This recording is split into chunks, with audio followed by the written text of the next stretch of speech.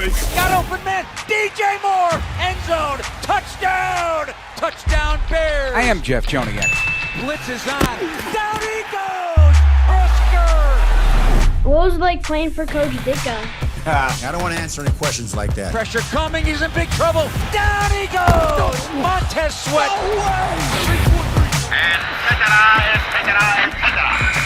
Now, Bears Etc. brought to you by Miller Lite with the voices of the Bears, Jeff Joniak and Tom Thayer.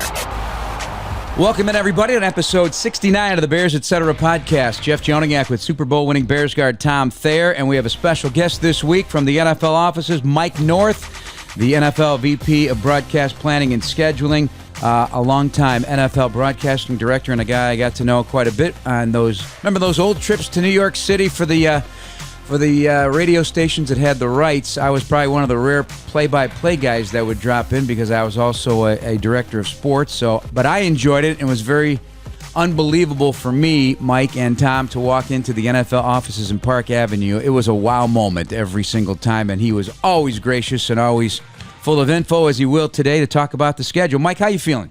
I'm doing great, Jeff. Thanks. Morning, Tom. How are you? Good morning to you. Well, the first thing we got to start out with is the 1 quadrillion. That's what I'm hearing. 1 quadrillion possibilities for a 17-game, 18-week season in the NFL. Is that right on the money, Michael? Honestly, it might be a little low, Tom, believe it or not. It's truly remarkable how unbelievably large the solution space is, how many possible homes for each of these games across, each of the 18 now weeks, across all the different times we play in, all the different windows we now play in. And you guys are kind of touching them all this year, right? You're going to be at 9:30 a.m., 8:30 a.m. Central Time. You're going to play Sunday afternoons, obviously, Sunday nights, Monday nights, Thursday nights. We really are slicing this pie pretty thin, and it's daunting, acknowledged, not just for the fans and for the teams, but certainly for the scheduling team as we search through what is basically, a giant beach, and we're looking for the best grain of sand. And it sounds impossible. It probably is. But how would you even begin to do such a thing? You'd have this definition of what the best grain of sand looks like. You'd share that definition out with all your friends. And then you and your friends would spread out across this beach and we'd all start digging. And suddenly the definition changes, a quarterback gets drafted or a wide receiver gets drafted. And then suddenly that definition of the best grain of sand changes. So everybody back to their original place on the beach, start digging again, new definition of the best grain of sand. And we just keep looking, we keep digging, we keep searching, and we bring one to the commissioner. And hopefully by the end, he says, yep, that's the one. Let's go. Hey, Mike, my first question, and you talk about everything you take into account when you try to finalize the schedule. Is there any one element that you try to avoid? It's a good question. I'd almost put that back on you as the only former player here. Like, what is something that we do to a team that feels like is truly unfair, right? I know there's challenges, whether it's the short weeks or the multiple short weeks or, the early bye or the 3 games in 10 days or whatever it is. But was there ever something as a player that you looked at and said, how could this even happen? I guess when we are in the same division as the Tampa Bay Bucks and you put us in a September game in Tampa Bay in the middle of the day, there's a perfect example, right? Perfect example. No team wants to go to Florida in September when it's 110 degrees. No team wants to come to Soldier Field in January when it's -10. Everybody wants a midseason bye. Nobody wants to play primetime games on the road. Nobody wants to play a team coming off their bye, even if the data doesn't support that there's a competitive, inequity there. It just feels different. And so all these things, like you said, are they emotional? Are they competitive? Are they player health and safety issues? There's always a line we shouldn't cross, just to answer the question. We're trying to make good television schedules for our fans. We're trying to make good television schedules for not just the fans domestically, but nationwide. We've become a global sport now. There's an awful lot of people wanting to watch these games. We want to make sure that the best ones are in the biggest windows, and the ones that the fans care the most about, they're going to have an opportunity to watch them. But we should never be doing everything just for the marketing, just for the revenue, just for that side of the house, and lose sight of, really, at the end of the day, it's a competition, right? All 32 should have an equal opportunity to compete for a Super Bowl every year. I hope nobody's looking at their schedule and saying, this is unfair, we can't compete. They really cross the line. Wherever that line is, want to make sure that maybe we tiptoe up to it, but we don't ever cross it. Well, every time the schedule comes out, Michael, Tom, he's a sweater, so he would fear the heat. He gets so serious, Michael. You don't understand, and for a good reason. I mean, he is a sweater. He lost a lot of weight in those games, and it wiped him out. Right, but for Tampa Bay, hosting those games in September is their home field advantage, right? Yeah. They've been practicing in that heat in August, and so if they get a Buffalo, a Chicago, a Green Bay coming down to them in September, that's their home field advantage. And I get where the head coach might actually prefer that, whereas the marketing director or the ticketing guy might say, hey, you know what, that's tough on our fans. Can't we play in the afternoon? Can't we play at night? Playing in the afternoon, we play most of our games at noon Central. That's just the way the NFL works right now. And playing at night, you don't get to weather your way into those. You play your way into those. And, it's always something, and it's a constant balancing act. And to answer the original question, we take it all into account and hopefully just make sure that we've never kind of jumped the shark and done something that we really shouldn't. To me, heat is almost unavoidable because even playing on the 85 team, when the only game we lost that year was against the Miami Dolphins on Monday Night Football, and it was Monday night in December. We went down there, and it was still 80 degrees plus. We are in Chicago practicing in 20 degrees for the last month or so. So I guess it's impossible to avoid, everything. And so in that type of avoidance, do you have anything to do with flexing schedule, or once you're done with the schedule, is it out of your hands? No, it's still us. The whole scheduling team grinds for these 3 months trying to build this 272-piece jigsaw puzzle, and proud of it on release day. And you hope that everything that you had planned and all, your best laid anticipations and storylines and healthy quarterbacks and playoff implications all, maps out exactly the way you thought. That never happens, right? Last year, Aaron Rodgers lasted 4 plays. So what do any of us know? It's sports. That's the beauty of it. So that's where flex kind of kicks in. Once you get to like mid-season, kind of Thanksgiving and later, we're constantly looking at not just the Sunday nights, the Monday nights, the Thursday nights, but the Sunday afternoons, the Saturdays. Are we mapping these games in the right way on CBS and Fox on a Sunday at noon or 3:30 Eastern time to ensure, like we said, that the games that maybe we didn't see coming in May deserve a bigger audience now in November and December. Let's pull some levers, let's use some tricks, and let's make sure that, the games that are most interesting to the fans are the ones they're going to be able to watch. So flexible scheduling starts kind of mid-season, and we're looking really 2-3 weeks out throughout the entire, home stretch of the season. If this happens, what do we want to do in week 14? If that team loses, should we think about a flex move in week 15? Or, hey, Houston Texans, a team we didn't put on national television at all last season. And by about Thanksgiving, you realized, hey, they're good. And this kid can play in this league. And that coach hasn't playing hard. We should probably find a bigger footprint for one or more of their games down the stretch so that by the time you get to January and the playoffs start, that isn't the first time our fans get a chance to see some of these surprise teams. Well, with the Bears, I've heard this time and time again, and I just heard it yesterday, and I can't recall who, but it was a national conversation about it.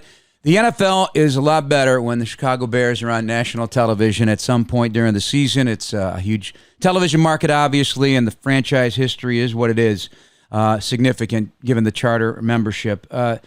Do you hear that a lot? And back now with Caleb Williams running the show for the Bears, and hopefully has a great season. Yes, they are back in prime time again, and not that they weren't before, but they are with the chance of flexing if they do well down the stretch. How significant is Chicago?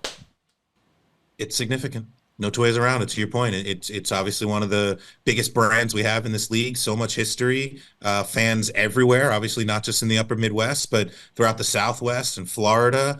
It's one of those games. To your point, when the Bears are competitive, when the Bears are relevant, everybody cares, and that's not something you could say about a whole lot of teams. Obviously, you have your Dallases and your Kansas Cities at the top of our food chain right now, but even that's kind of cyclical. And so everybody kind of rotates through. There were years where the Carolina Panthers with Cam Newton and MVP and 15-1, there were years where they were our bell cow. And so it does kind of move around, but your point is valid. When the Bears are good, when the Bears are competitive, it means something, not just to the fans, but really to the whole league. So yeah, you said it right. I'm not sure there's a whole lot of chances for flexing the Bears because we obviously put a lot of Bears games down the stretch already in national windows. Yeah, so that's true. It's kind of more in that early stage. We're going to get that Chicago-Houston game in on Sunday night bright and early. We're going to see Caleb against CJ, and we're going to see what's, some of these, young quarterbacks who are going to be here for the next decade, what they look like now, kind of get that storyline in early. Obviously, the trip across the pond to go play in London, that's a national window.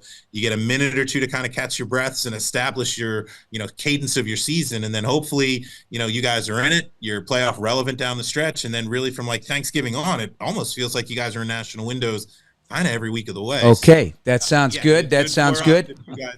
And I'll tell you this, Tom and I had, we've been talking about the schedule so much, more than ever. Honestly, we have talked about this schedule more than any time in our careers. I think because of the anticipation and the teardown, which is now in year 3, and the rebuild back up, and we've got this hopefully sensational player at quarterback and Rome Odunze. The post week 11 NFC North schedule, 6 out of the 8 games, we love it. As fans, as broadcasters, just think that's a sensational thing, because I equate it to everybody's jammed doing in an elevator, and you're trying to elbow your way into the playoffs at this point, but you got to go up against your friends in the division. What kind of thought went into that? I think Pittsburgh's in the same boat. I haven't looked at everybody else's schedule, but that is a significant thing, I believe. Yeah, those are the 2 real outliers this year. Not unprecedented. I think we had something just a couple of years ago with Washington where they might have played all 6 of their division games. Might have even been in the last 6 weeks, maybe 7, something like that. Wasn't intentional in the sense that, any of us set out to give somebody no division games in the first, 9 or 10 weeks. That's not intentional, but the backloading of divisional games, that is. And Jeff, you know this when you used to come visit us in the office. Howard Katz ran the scheduling team for, 15 years. I don't want to use the word legacy because that implies that he's gone. He's not gone, and I hope he never leaves. But when he does, his legacy will be these division games late in the season, all of them in the final weekend of the season, like we've been doing now, I think coming up on 15 years, and not just in week 18, but as many division games as you can kind of cram in post-Thanksgiving.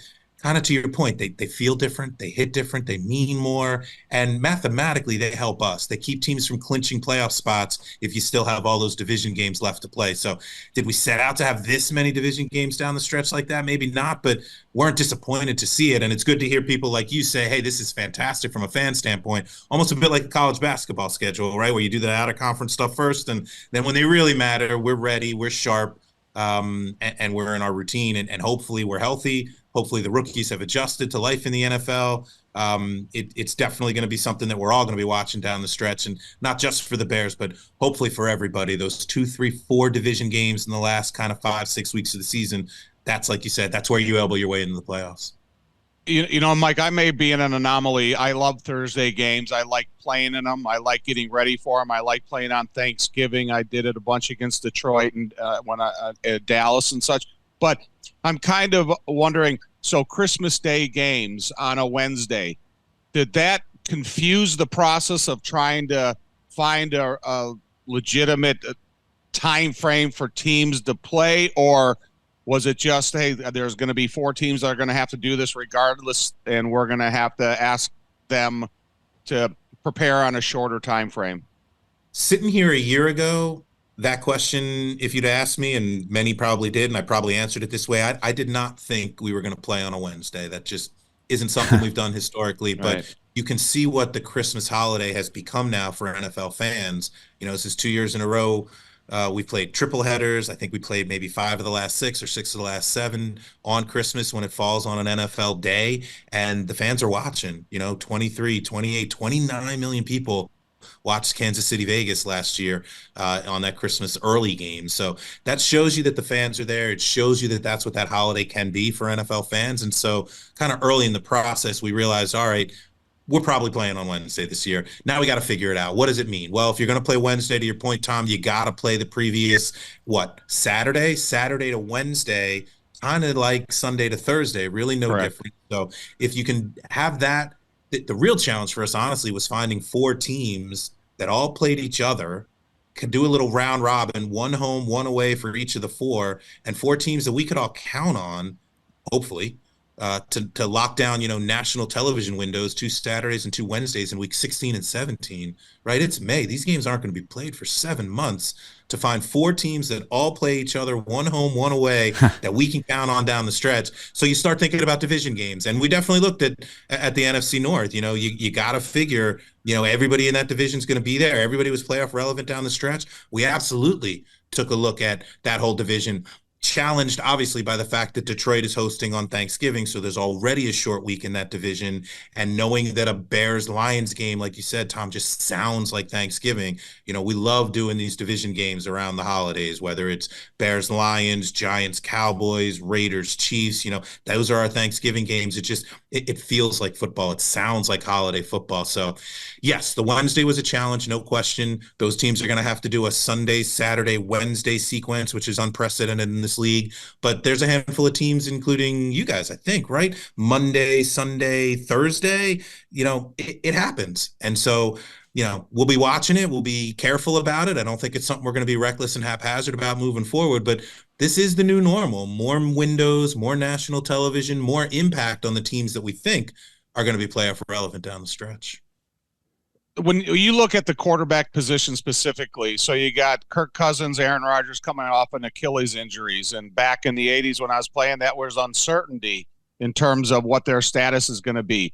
Now it's almost like they have to be premier consideration for those guys because everybody wants to see how they affect their new team, how Aaron Rodgers affects the Jets, and then you have the Patrick Mahomes. When you talk about looking for those grains of sand that are perfect and then you throw them back and you look at them again, do marquee players, do you take them into account when you're looking at the scheduling? Yes. Full stop. Yes. I mean, we're a star-driven league, and quite often that starts the quarterback position. And, you mentioned a couple of them, whether it's Kirk Cousins or Aaron Rodgers, obviously Patrick Mahomes coming off all those Super Bowl wins.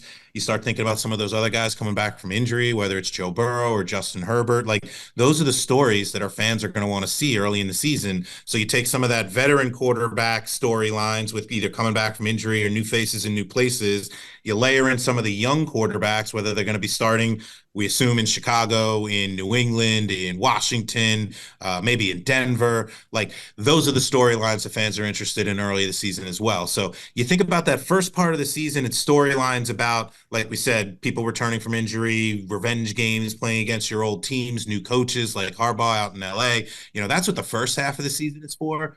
The second half of the season, the storyline is the playoff chase. Like you said, Jeff, it's fighting for playoff spots. It's elbowing your way in. So you can, I don't want to say manufacture because we're not faking anything, but kind of early in the season, the storyline games maybe are on paper, but the back half of the season, the storylines are on the field. It's your record, and you are what your record says you are, and the playoff implications are what the fans care about down the stretch. We're not creating storylines at that point. We're fighting for playoff spots. So, yeah, all those quarterbacks you named early in the season, fans want to see them. Are they healthy? Are they back? Is this team going to be there in December? And then when you get to December, it's who really is fighting for a playoff spot. Those are the teams we should be putting on television. Well, here's the storyline.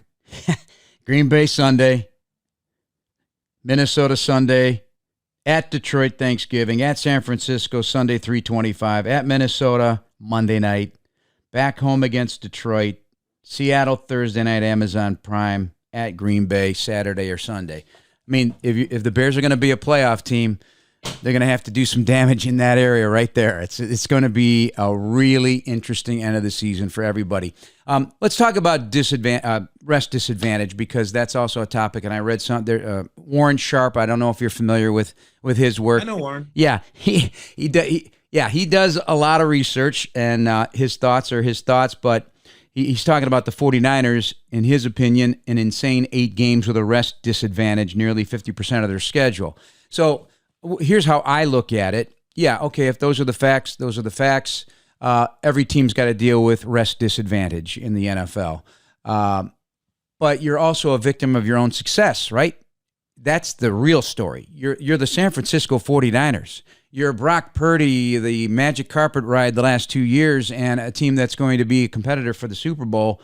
That's just one example. You're going to get a lot of those types of big day matchups and time matchups and short weeks. Isn't that correct?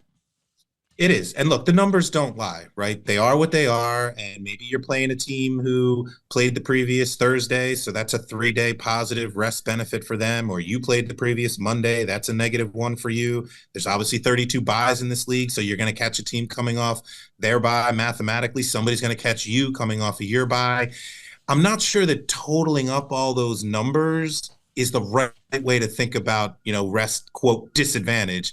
That assumes that each day of a rest disadvantage is equal, right? So if every one day means, 0.3 of a point or whatever it is, then you total them all up. And yeah, that does seem like a pretty daunting number. But the 49ers had a pretty daunting overall negative rest number last year, and they went to the Super Bowl. The Kansas City Chiefs had, I think, 6 consecutive weeks last year of games where they were at a negative rest disadvantage. They went to the Super Bowl. They won the Super Bowl. The Rams had a pretty big number last year. I think they ended up playing 3 or 4 teams coming off their off week. They made the playoffs. We've got a whole data and analytics team. I know Warren does his research, and we do ours as well. And, our guys know Warren, and I know they've spoken before. We've got an analytics team led by a guy named Mike Lopez. I don't know if you guys know the name. If you don't, you should. He's brilliant, and he'd be a phenomenal podcast guest down the road. You should call his agent. But he's looking at these things, mathematically, and really for things like, impact on expected points scored or impact on expected win percentage, right? If the visiting team wins 45% of the time in this league, but then with a negative X rest disparity, they only win 30% of the time, then yeah, clearly that's a competitive disadvantage. That's something maybe we can't avoid, but we should be cognizant about who it's falling on and not letting it fall on the same teams in the same way over and over again. I just don't think the numbers support that right now. And kind of to your point, Jeff, the San Francisco 49ers or the Kansas City Chiefs, I'm not sure what roadblocks or obstacles we could throw in their way that's going to derail their season. Good teams overcome challenges, and teams with records that they hadn't hoped for would look for anything to kind of, I don't want to say make an excuse, but explain away why they are where they are. I don't think we have found yet that, negative rest disparity has really had a negative impact on a team's season. And again, looking at last season, the teams that maybe had the biggest gripes on rest all made the playoffs. 2 of them went to the Super Bowl and 1 got a ring. Don't let me forget that gripes. I'm going to tee Tom up here. Remember now, we are brought to you by Miller Lite. Taste like Miller time. Celebrate responsibly. Miller Brewing Company, Milwaukee, Wisconsin. 96 calories and 3.2 carbs per 12 ounces. And also brought to you by our good friends from PNC, official bank of the Bears. Tommy, I'm going to tee you up. I know this is an annual conversation, Michael. So the talk of an 18-game season and all that's, always going to be ever-present here on the horizon, I would imagine. Tom lived it in a unique way, and I don't know if you're familiar with this, because talk about rest disadvantage. Tom will give you the details. I believe with a USFL season in Arizona, it ends in the playoffs. He hops in his car and he drives to Platteville, Wisconsin to start a brutal training camp with head coach Mike Ditka in 1985. And a few weeks later, after playing all those games consecutively, he never leaves the starting lineup again at right guard for a 9-year period with the Chicago Bears. But in the end, what was it, 44 games in one calendar year you played? Talk about a rest disadvantage, huh? I mean, who's done that? I don't know. But so, Tom, give him your thoughts on what you feel a schedule, in your opinion, would be manageable for an NFL player, because you talk about it all the time, and we got a guy here that can listen to that and give thoughts. Well, just in the USFL, we didn't play preseason game, but we had 2 organized preseason scrimmages that people used to be able to come to for free. And then we had 18 regular season games. So after being around the NFL for so many years, and you see most of the veterans of the team not really playing the preseason, to me, I think they should go to a straight 18-game schedule.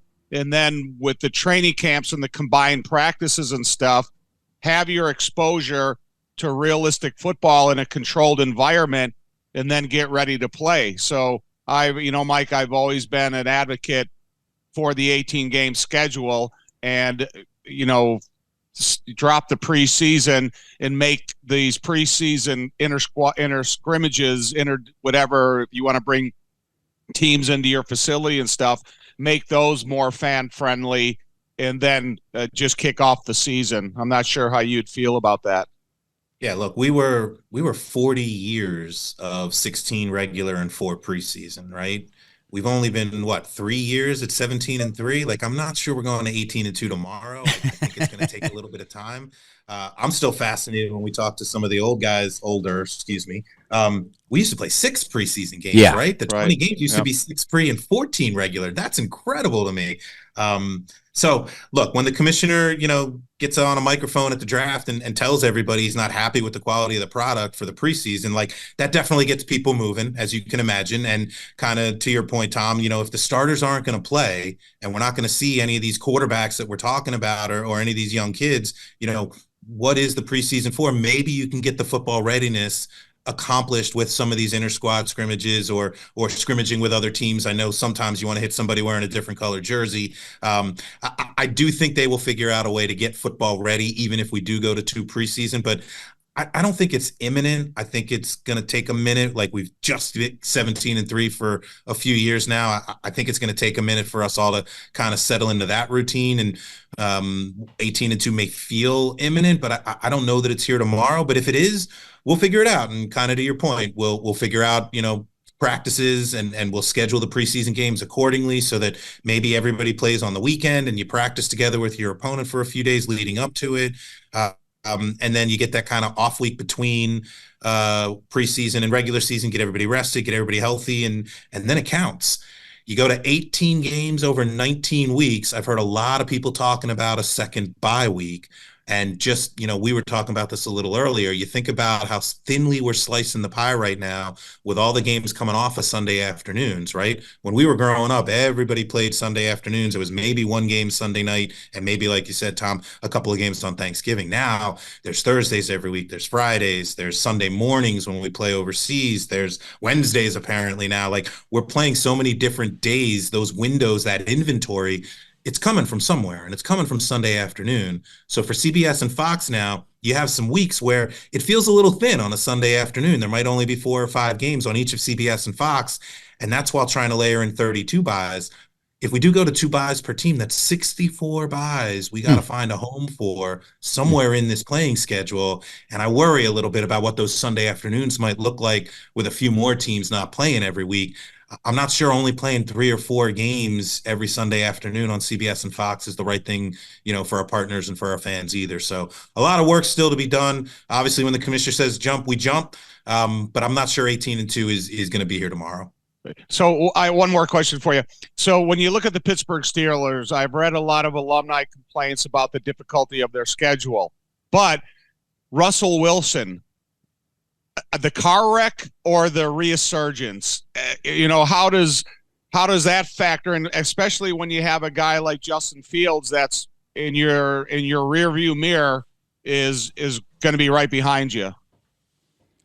Yeah, honestly, I think we talk about what a star-driven league we are, especially at the quarterback position. But I think from a schedule maker standpoint, when we look at the Pittsburgh Steelers, we look at the head coach. That guy's never had a losing season in the NFL. That's incredible.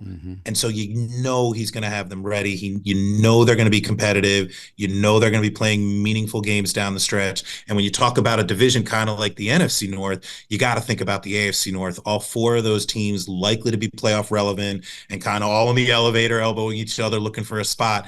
Any AFC North game is going to mean something down the stretch. Steelers-Ravens has become one of these rivalry games, almost akin to Bears-Packers, where it sounds like a football game. But now with Cincinnati competitive, with Cleveland relevant, obviously Baltimore with the MVP under center, like, any AFC North game is going to matter. So is the Pittsburgh Steelers schedule tough? Yeah, it is. Whoever's playing quarterback, it's going to be a tough schedule, but you got to figure Tomlin's going to have them ready and going to have them competitive. So if you're looking for a team you feel like you can count on playing meaningful games in December, like we said, you got the Bears on one side in this conference. I think the Steelers check that box in the AFC. I think we made it clear, and then we'll wrap up with you here. Appreciate your time. The international aspect of things, and it's not going away. It seems to be growing.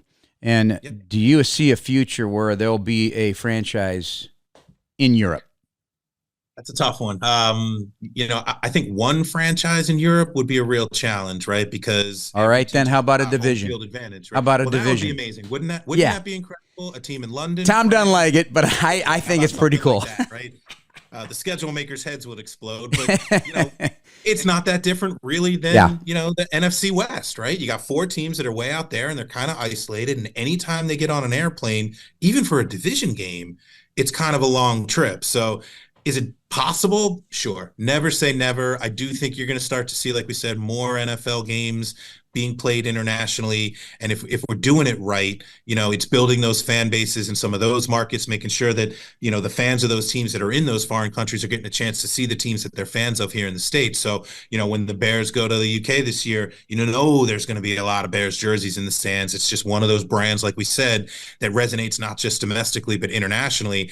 And if it turns out that there's, an incredible fan base for the Bears in Germany or in Asia or in Abu Dhabi, we should put a Bears game there. Those fans get real sophisticated real quick, and they want to see the teams that they are fans of. So I do think we're going to be playing more and more international games. I don't know if we're going to get maybe to 7 or 8 next year, but that's half the league playing an international game at some point. And maybe Mexico City's a quote unquote easier trip, or you do this Brazil like we're doing this year, where you do it nice and early and you come back and you have 9 days before your next game. Like, we're going to have to figure out ways to make these, not onerous, not competitively unfair.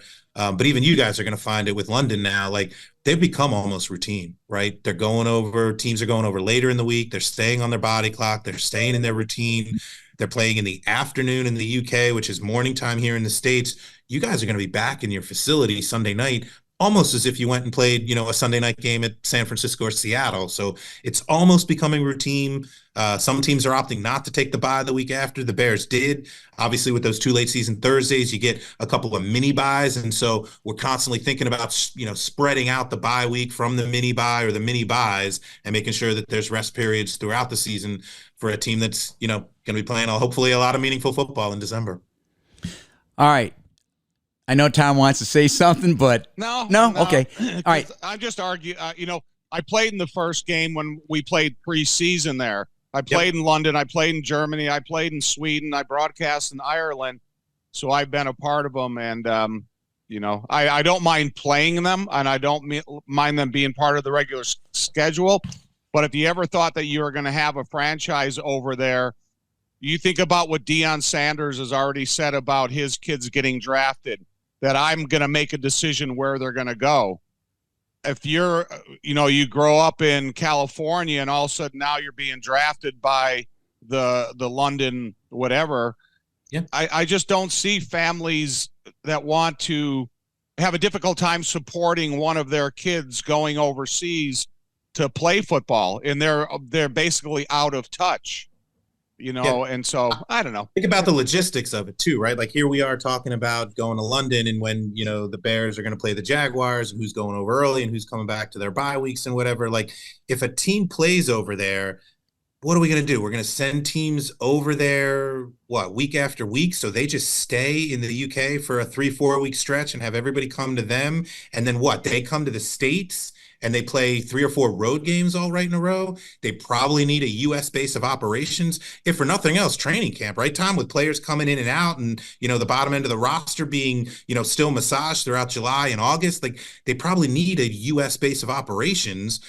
I could also spin it the other way. Maybe, could you be a little bit more of a global superstar if you become, the quarterback of the London Jaguars or whatever? Like, maybe as we build out this international pathway and you have more players from, other countries playing in the National Football League now, for them to move to the middle of Illinois versus, go play in London, it's a little more maybe cosmopolitan. I don't know. All fair questions, a lot of logistics to work through. I don't think we're moving a team there anytime soon. What happens when you move a team there and they win their division and they're now hosting a playoff game, right? Wow. We're going to send somebody over there for the most important game of the year, an AFC championship game, 6:30 at night in the States. What is that, 3:00 in the morning in the UK? Like, I just think there's a lot of operational challenges before we, move one team there, but a whole division, now that would be fun. These are rabbit holes for sure. Last question. I know it's a grueling process and it's very serious. It's important. There's a lot at stake here. Is there any comedic aspect to this while you're putting it together? And do you field a lot of complaints, suggestive phone calls, or, hey, can you help us out here? types of things from NFL ownership to general managers to I don't know what. It's just my mind's working here. I don't know what you get. Yeah, look, the truth is most of the 32 teams, you guys could probably fill out the request form, right? Like we said, we want to open at home, we want to close at home, we want a mid-season bye. So there is a request form? Yeah, every team gets a submit form. A suggestion box. It's a suggestion box. Stadium availability. Mostly it's about stadium availability. It's not about Taylor Swift. It's about, when is the building available? And even in Chicago, right? If you guys have a marathon that has a start-finish line in the parking lot of your stadium, it's not the best NFL schedule to ask the Bears to play in the afternoon that day if there's, 10,000 people running a marathon and finishing in your parking lot. If you're going to try to do a Northwestern game on a Saturday, maybe a Bears game shouldn't follow immediately, knowing how the field conditions are a constant concern and the weather and the growing of the grass. You guys have had You've had rugby in the building, right? I mean, these buildings are used for things other than NFL football. So we acknowledge that. And thankfully, most of our stadium operators acknowledge that, let's get the NFL schedule set first and then we'll work around it for availability. But even then, that's where flexible scheduling kind of kicks in. Normally, you see a Bears game on a Sunday. Great, we can book an event in here on a Monday. Well, not really, because what if we decide to flex that Bears game from Sunday to Monday because they're playing for something down the stretch? So everybody's got to be a little bit nimble. Stadium availability is the key. And then when it does come to quote-unquote requests, they're all pretty consistent, right? Nobody wants to go to Florida in September. Nobody wants to come to Soldier Field in January. Give me a midseason bye. I don't want to play my division opponents after I just played a road Monday night game in San Francisco, stuff like that. Most of these teams, most of these guys, these staffers, they have very long memories. And so if it's been, 8 times in the last 11 years that you've been faced with something that you think is competitively unfair, they're not shy about telling us. And if Mike Lopez and the data team supports the fact that, yeah, that's competitively, unfair, we should probably not do that to that team again. You kind of take all those factors into consideration, 32 very disparate voices. And it is a zero-sum game, right? Anything good for the Bears is bad for the Packers. Anything good for NBC is bad for CBS. So trying to make sure that everybody is seen and heard and, if not all happy with their schedules, at least, disappointed kind of evenly and hopefully only a little. Well, man, we really appreciate this. This Amazing. was fascinating conversation. I've never asked about schedules. So this is good stuff. Learn something new every day, right? Yeah. I'll tell you what's more interesting maybe is we should probably do this again like week 8 or 9. Let's come back on. Okay. Let's talk about what we'd love to worked have you for the first half of the season. Where are the Bears now? Where are they from a television rating standpoint, from a fan interest standpoint? Is Caleb on everybody's fantasy team? Who's buying hats and jerseys? Are fans betting legally on the Bears more than we thought? And then what does that mean for the second half of the season as we start to look ahead to things like flexible scheduling and all those national television games and all those division games? And then how do we set the January playoff schedule? That would be a fun conversation to have with you guys in December. Love to have you. How many years in the NFL, Michael? Season 30, my friend. We're lifers, man. Those Wow. of us who have been doing this forever remember it when, right? Like you said, Yeah. You used to come to New York for those little seminars. 28 years ago. It was kind of missionary marketing, right? It was Yeah. trying to explain to the play-by-play and the color guys, here's the rules, here's what happens when, I think we're past all that. The fans are so much smarter, and social media has really made it in a way where, you can follow the game without watching the game, which obviously isn't good for our broadcast partners, but our fans are so much more engaged now. And whether it's officiating questions or player health and safety or statistics or fantasy or betting or whatever it is, every time a fan interacts with the league, they're telling us what's important to them, right? Every time they click a link, every time they download a video, every time they buy a hat or a t-shirt, buy a ticket, follow somebody on Instagram, we need to take that information from our fans and deploy it strategically. When we build this, when we build this schedule, we got to make sure that we're listening to our fans and making this puzzle, as good as we can possibly make it. And the fans will tell us what's important to them and what they care about. Tom, that's the next marketing move. You make that an actual wooden puzzle so fans can put together their own schedules. There you go. Because it's a piece of art. It really is. It's a piece of art. It's color-coded. It's beautiful. Michael North, NFL VP of Broadcast Planning and Scheduling. You're a very smart man, very congenial. We appreciate everything you do for the National Football League, and thanks for your time. Always happy to talk to you guys. Enjoy Hawaii, Tom. Thanks, Mike. Thank you, Michael. Okay, you'd think we'd have enough conversation about the schedule here for the last 2 weeks, but it never ends, and that was fantastic, and so is Jewel-Osco. So when it's time to tackle some game day deals, then go with the grocery, who's been part of Chicago since 1899. Jewel-Osco, the official grocery store of the Chicago Bears. Vizzy Hard Seltzer, flavors for every vibe. Celebrate responsibly. Molson Coors Beverage Company, Milwaukee, Wisconsin. We could have talked to him for an hour. I didn't think that was possible when you're breaking down a schedule, but he really opened my eyes to so many things that I never considered to be important. I mean, there's so many elements to designing a schedule of multiple teams, multiple days that play in multiple cities, and then you take in the consideration of stadium availability and the travel and everything, and then you think of all the behind the scenes guy like the Bears, for example, Kyle Kelly, who schedules all the movement of the Bears football team. And you sit there in anticipation of the schedule release. And then now just think of what it means to those guys of finding the right hotels, finding, the whole airplane, the whole movement of the team. Tony Medlin, the head equipment manager, thinking of, okay, what equipment do I need at this stage of the season, where, when, and how? And Mike North kind of explained the whole schedule development, but it means a lot to us because it's exciting for us to look at, but the behind the scenes people and how it factors in them doing their job, it's just incredible. How do you feel about the 3 games, 3 games away, back-to-back 3 road games? So the Bills, Bears, Browns, and Vikings have 3 consecutive road games this season, and then the Eagles have a home game, but it's in Brazil, and then the only home twice between Labor Day and Halloween. So they get 4 of their final games in Philadelphia. But, then you got the strict guideline that it used to be that no one would have to do multiple Sunday to Thursday games. But this year, 13 teams with such a turnaround. And then Kansas City plays Thursday night plus the Black Friday game after Sunday. So it's Sunday, Friday, Sunday, Saturday, Wednesday, and with the season winding down. So, everyone's got a certain appetite that they can handle, and others will complain. But how do you feel about the 3 straight roadies? Listen, you got a 45-minute flight to Detroit. You got a long flight to San Francisco, and then you got a 50-minute flight to Minnesota. Those things are basically home games because you really don't have all the fanfare and all the everything else that you deal with from home at home games. And it's, it's an 11:30 a.m. game on Thanksgiving Day. They'll be back home by 4 o'clock. They can still have an evening Thanksgiving dinner if they want to. And then you're off and you get a little bit of a weekend of rest, and then you ramp it up for the San Francisco game, and then you have a close flight to Minnesota. So, the Bears are very fortunate to be in the Midwest because unless you're going to San Francisco or Seattle or some of those other longer games, it's never an egregious trip. And so that San Francisco game it's a 3:25 start. They'll get home at, midnight, 1 o'clock in the morning, and then recover for the Minnesota game. Yeah.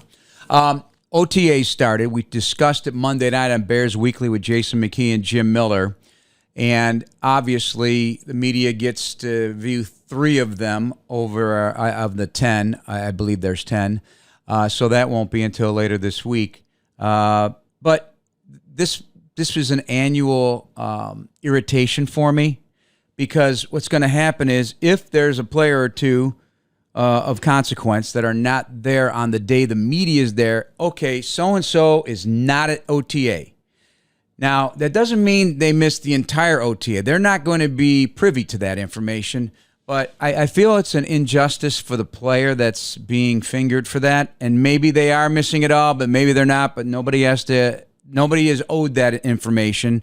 And so I hope that doesn't happen here, because I think it puts players in bad light. It is voluntary. Now, we discussed on the show, obviously, hey, what excuse would someone have to not be there to grow this team, especially this one, the Bears? How do you feel about all that and how it gets reported more so than anything? Yeah, it seems like a lot of people want to report on the negative of them not being there, but I take into consideration what position and who is it. Montez Sweat doesn't have to sit there and show me during OTAs that he can rush the passer, because I already know that. come the first week of the regular season, I want Montez Sweat coming off the ball with bad intentions to the opponent's quarterback. I don't need to see Tremaine Edmonds run this defense because he's familiar with it and he understands what his responsibilities are, like TJ. But the younger group of guys that are fighting for a place in this roster and they still need fundamental and technical development, I would like to see them on the field. The one position I always wish that was in place is the offensive line. Yeah. Because what the offensive line means to the overall success and development of Caleb Williams is instrumental, because you have to understand pre-positioning of pass protection. You have to get the center that shows him the flight of the ball and shotgun snaps and how he's going to deliver the ball when the quarterback is under center. The ability for the offensive line to communicate non-verbally at the line of scrimmage against any defense or adjustment they face. It's just such a position of importance. In a guy like Darnell Wright, he had a great rookie year, but we have to put all pro expectations for him, and that is still going to take a little bit of time. So if you can get comfortable to the guy you're playing to your right and to your left when you consider guard, tight end, it's all a part of the development of the most important position on this football team that needs time together. And so I wish the O-line guys were there. Yeah, and I don't. You can't understate that every snap matters for that group. Every snap. Yes. So you can't just say, somebody's going to be out a few weeks. It's not the end of the world. Well, we always say that the best offensive lines in the end are the guys who played the full schedule or the majority of it. It's becoming less and less feasible, it appears, because of injuries and whatnot. But it's just so critically important, and no better person to talk on that than you. Just what you're learning about the subtleties and the nonverbal expressions, the footwork, the synchronicity of everything. It's a ballet up front, and you got to practice it at every opportunity, and every rep matters. I really do believe that. It does. Dick Stanfield used to try to analogize the offensive line to the Rockettes. Mm-hmm. And if you ever see those guys, they are so perfectly timed up. There is no one, move out of sync, or else the whole group is out of sync. And that's what he used to say. If you're five guys playing together and there's one guy that hesitant or doesn't know his assignment, then you're following up the entire offense. So it is, and the thing about OTAs, you're not asking these guys to come in here, put on full pads, start pounding heads this early. No, what you're trying to do is you're trying to allow Shane Waldron to know who he's talking to and then talk to the group that is most likely going to be there. And then when you get Chris Morgan in there developing the run game and just the whole, like I said, the communication aspects of the role of an offensive line is so important. Well, because you know what's going to happen. This happens in every NFL city, and it's become very popular, Tom. Don't get mad at me. Okay. First month is like the preseason now. You're going to hear it. That's in your book. Well, not in my book. I don't like it either, but it's like, I don't know how that can even be stated anymore, because there's no ramp up just because we have 18 weeks now instead of 16. No. So no. you're okay starting 1-3? No. We can catch up throughout the rest of the season? No. Or we can still be in position in week 10 when our division games start? No. I don't buy that, and so I'm a big believer in, you have a controlled environment all throughout training camp and the preseason games, but you have to create a controlled environment that you are game ready week 1, and I'll believe that until I die. Yep. And I don't think I'm saying something out of line, and I believe that for every team, not only the Bears. Tastes like Miller time. Go to MillerLite.com/BearsPod to find delivery options near you. Celebrate responsibly. Miller Brewing Company, Milwaukee, Wisconsin. 96 calories and 3.2 carbs per 12 ounces. Wrap up with three nuggets for you, something I'll throw at you.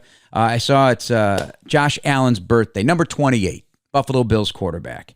And there's a point to this. In his 6 seasons, Tom, he's completed better than 63% of his passes, nearly 23,000 passing yards, 241 passing yards per game, 7 2-point yards per pass attempt, which is really good, 167 passing touchdowns, 78 interceptions, 92 quarterback rating, 3,600 rushing yards, 53 rushing touchdowns, twice a Pro Bowler, and 1 All-Pro. Caleb Williams is 22 years old as we sit here. If in 6 years, numbers like that, what are we talking about? We're talking about one of the best developing quarterbacks in the history of the franchise. I think that, what are the division accomplishments? How many, if you could break that down even further, how many divisions did you win to get into the playoffs? Because I think that's ultimately the big picture. And maybe the passing expectations for Caleb are even higher than it was with Josh Allen, because Josh Allen was still an unknown when he came into the NFL, and he went to the city that he's being allowed to develop in. But now you have receivers like Stephon Diggs that are pulling the plug on him and saying they want out of there because they're not happy. So it'll be interesting to see what happens from 28 to the end of his career. But maybe because of the system, the coaching, where Caleb has come from, the receivers that he has immediately at his disposal, from running back to tight end to wide receiver, maybe we should have higher expectations of passing yards than Josh Allen. Yeah, and I'm not suggesting by making this a point, it just happened to cross my radar that it's his 28th birthday today, because we're going to know really well where he's at in his career. You're going to be in a position where you got to pay him. So, what is going to look good, and can you get there? So the Bills have won 4 consecutive division titles. So they've been knocking on the door. They've been knocking on the door. But anyway, there's no comparison to style and how they look and how they play. I'm expecting big things from Caleb Williams. That is my point. Now, to your point, the receivers. We're talking a lot about the receivers. We're talking a lot about Cole Kmet and Gerald Everett. And boy, Gerald Everett is a thicker bodied person than I thought he was. Saw him on the practice field the other day. You often think of him as more of a slender tight end, but no, he's got some strength to him there in the lower half. So I'm excited about that pairing. But DeAndre Swift. So most receiving yards by a running back since 2021. You can easily guess who these are going to be. These are the no-brainer: Austin Eckler and Christian McCaffrey. Then you got Joe Mixon. That kind of surprised me. But DeAndre Swift is 4th on that list with 1,131 passing yards. Josh Jacobs, now in Green Bay, is next on that list. Antonio Gibson of Washington is over 1,000. Aaron Jones was with Green Bay, now Minnesota. Tony Pollard in Dallas. And Leonard Fournette, who's not playing anymore right now, last with Tampa Bay at under 1,000. So that is an added bonus here, because I'm not sure what the offense is going to look like with Shane Waldron, but flat passes and screen game with that position, in addition to incorporating the tight ends quite a bit, which he did in Seattle. I mean, we're not really talking a lot about DeAndre Swift in a backfield that also has Khalil Herbert and Roshan Johnson and Blasingame at fullback. I am very excited about this Swift running back, literally DeAndre Swift. He can move with the ball in his hands. Well, the thing that I think is going to impress us all is the separation of defensive personnel between Caleb and the completion DeAndre Swift. Because if you have those receivers, those tight ends on the field, the defensive backs are going to have to be in a back pedal. If the offensive line sustains protection, you're going to talk about a significant separation when Caleb does check down to DeAndre Swift. Now, if you put separation of defensive personnel in between DeAndre with the ball and it being the offensive guy, and separation of defensive personnel because they have responsibilities downfield, I think when you consider the teams that DeAndre has already played on and the way how his production at catching the ball, like we talk about Caleb and fortunate to have these types of receivers, I think DeAndre is fortunate to be able to catch outlet passes with those receivers running downfield. And my last one, Tom, because I just saw an NFL stats on Twitter, most career forced fumbles.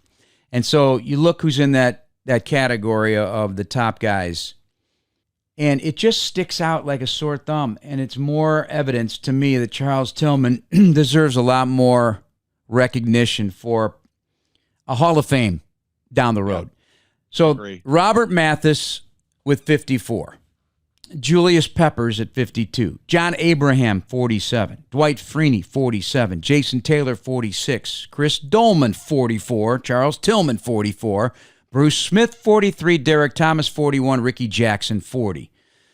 The only defensive back in there is Charles Tillman. Everybody else is a pass rusher, a sack stripper, or a linebacker of note that can rush the passer.